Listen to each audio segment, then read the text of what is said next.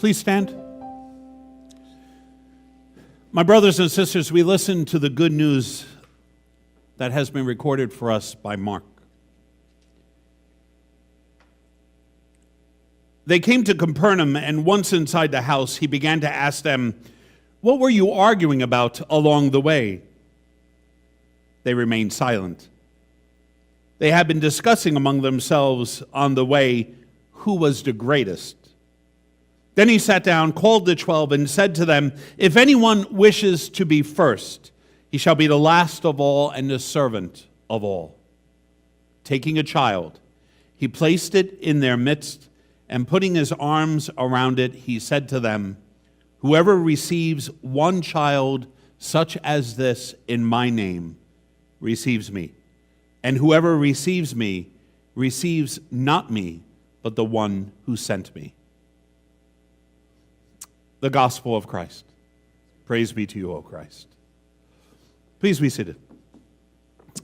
So I got to tell you, I was really sweating it out as I was just sitting there because my prop for this just literally walked in the door because I figured Frankie was always here and Frankie would not be upset or nervous about coming up.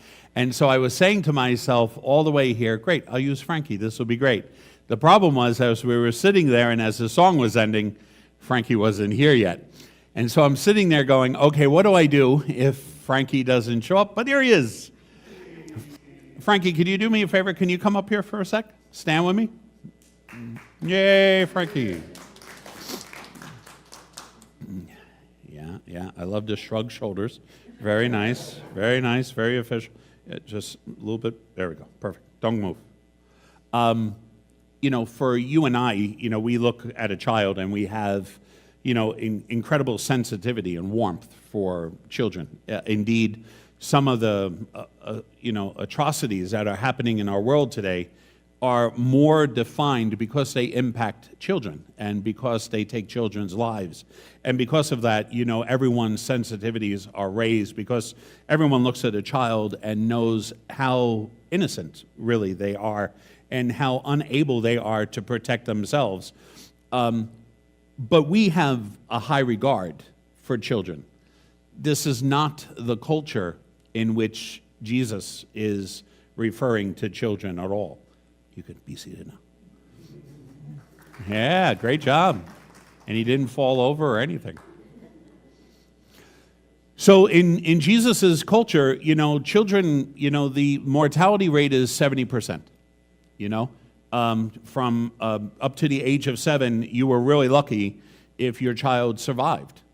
So mortality rates were really very high, and because of that, no one really saw or valued children until they got older in age. Indeed, animals, especially animals used to provide support and strength for tending and fielding fields of a farm, were actually seen as more valuable. So when Jesus sits and takes a child to himself, this is a member of their culture, their society, that is unimportant.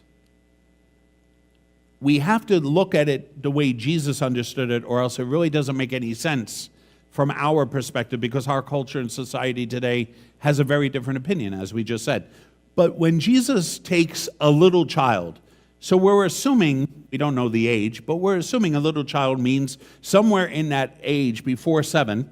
So we're talking about Jesus in the middle of a crowd that whole thing about children being seen and not heard, it's actually amped all the more. They simply just weren't important or necessary, and so were always disregarded in groups and gatherings. And so for Jesus to call a child to himself would have been shocking to his audience. They would have sat and they would have listened to that and they would have heard that, and then Jesus takes the child and holds the child.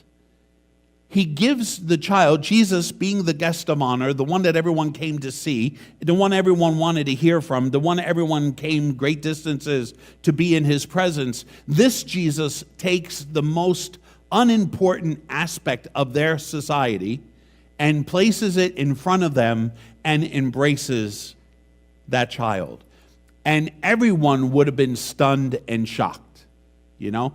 The only thing Mark could have added to this, which would have made it all the more powerful for Jesus' culture, is if he would have said it was a female child.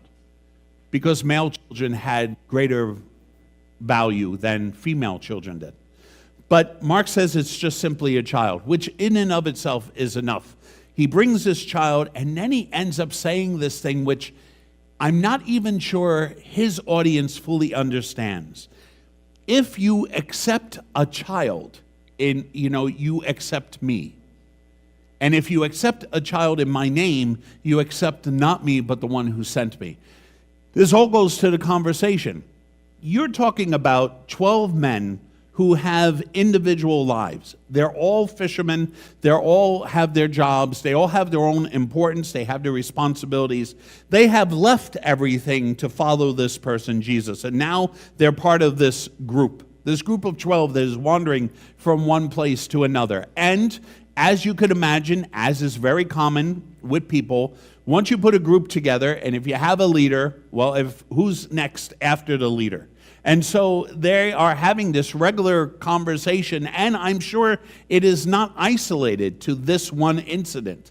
It actually shows, and this is what I love about Mark and his gospel, it really shows how pathetic the 12 disciples are, that they don't get it. They don't understand what this Jesus is doing. They don't understand his concepts, and his concepts, his values, his social construct is so different from everything that they have been trained to believe and to know. It is so countercultural. It is so counter-societal that they're having a hard time trying to figure out where they are. So when left to themselves, they're left talking about who is going to be the most valuable, who is the most important in the group.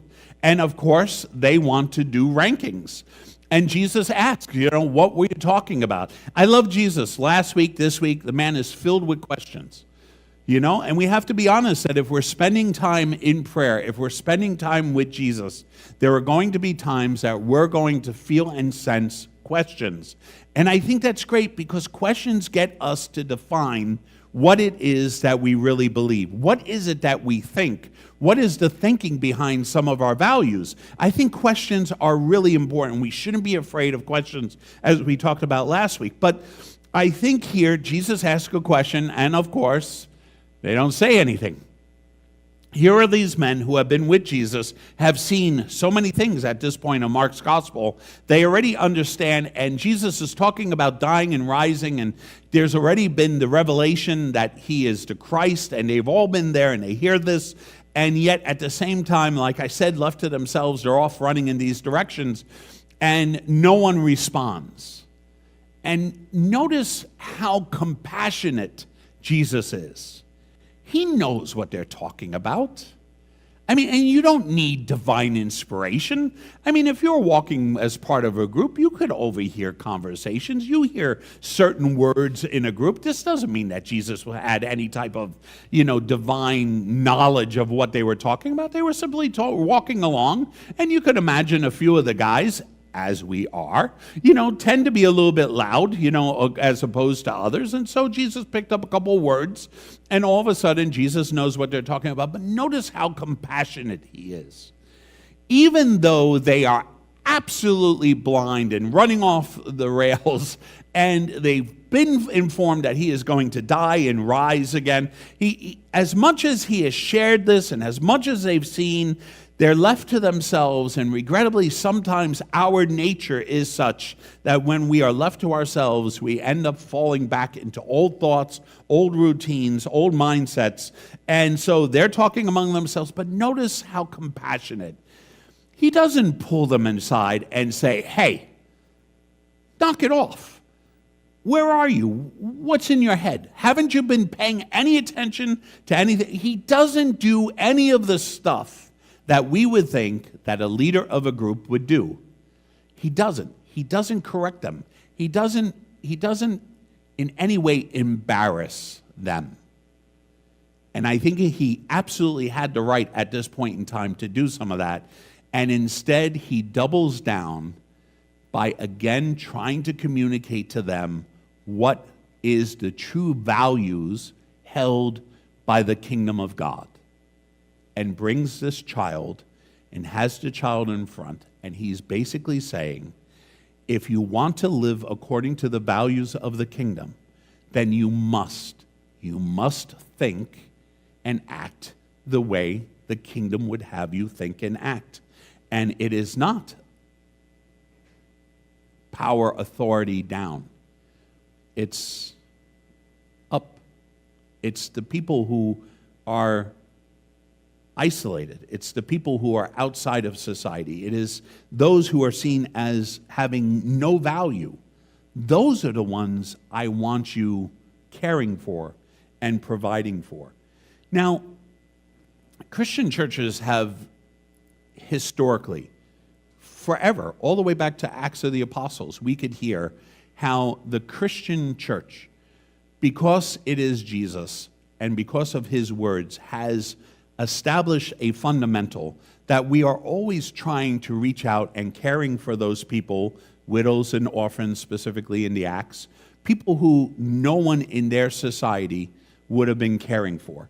And indeed, we continue to do that today. The Christian churches all around the world, most of the support that is given to incidents and issues and families and crises and situations and circumstances are because people of Christian faith engage in this regard. Obviously, not only Christians, but it is a fundamental to who and what we are. I think that is rather easy nowadays. I'm not saying we shouldn't do it. But when I walk around and when I talk to people, what I sense, there is a much deeper isolation in society and a segregation than I think we're comfortable talking about. There is a loneliness and a despair that sits inside so many of us. And it doesn't mean that we're not going out. It doesn't mean that we're not public. I'm talking about inside the human soul. There is this feeling and sense of not being valued, of not being worthy, of somehow not meeting the mark. And regrettably, we simply look at the externals, which people have become very good at doing, right? They buy a really nice handbag, they wear a really nice suit, a nice pair of shoes, they drive a nice car. And from all externals, you would look at these people and you would say, they have it all put together. But as a person, and Ray could probably share as well, as people who hear and walk with people in their darkest parts of their lives, you find through many, many people now, there is this sense of isolation, fear, loneliness, despite everything external that is there. And I think we as Christians should be more sensitized. And if you remember during COVID, this was a big theme of mine. I really wanted us as a Christian people simply to be smiling at one another. Or I'm sorry, we were wearing masks, you couldn't. But saying hello, simply saying hello as you're passing someone. Because I think that experience doubled down and still to this day holds people hostage to their fear of that experience. And I know of a case that, of a family member that is struggling with that as well, that they never really dealt with what happened during COVID, and they've carried it all the way through, and now they're facing and addressing it as well. In our society, because it is so easy to hide who and what we are and how we really feel, because we're afraid of sharing what we honestly are going through on the inside, I think it is more important for us to simply begin from a starting point that we all need that extra little attention. Everyone, extra attention, for sure. The homeless, the poor, gays, transgendered, those audiences, those groups, without doubt, we should always be sensitive to. I'm saying to you that there are going to be people you are going to meet today. Someone's going to serve you a cup of coffee today. Someone is going to be cash registering you out today. And in the midst of all of that, you're going to not even realize that probably somewhere down deep inside, that person does not feel any value because no one ever considers them valuable enough to engage. And I think the child that Jesus today would ask us to be attentive to bring in front and to embrace, is that little inner child inside each of us that is still healing, that is still going through processes, still trying to deal with trauma from when we were children, still trying to make it through everyday life, is still afraid, is still terrified of everything that is happening in our world. And so you and I think, have this opportunity to look beyond the masquerade and to really consider that one simple word from us, one simple appreciation, one simple observation of another person can really make all the difference in raising those people up. And so Jesus brings this child that everyone just dismisses. I think we do the same thing by dismissing one another because we see they have shoes, they have a shirt, they drive a car, they must be fine. And yet down deep inside, I have to tell you, I think this aspect of a broken heart, a broken soul, trying to make it through, trying to mend and heal itself, can all be brought about faster if we all became a little bit more sensitive one to another. Bless you.